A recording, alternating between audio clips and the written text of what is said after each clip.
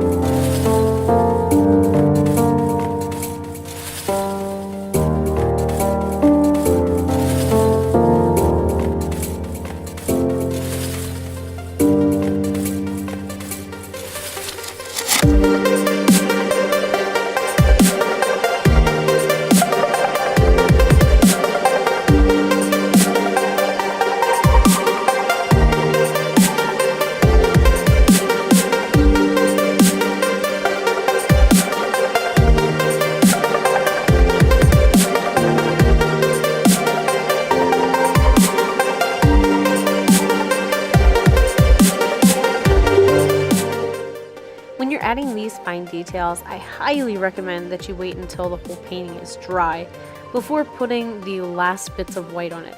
Otherwise, you're going to get the white that blends into the rest of the colors, and it's just going to end up muddy.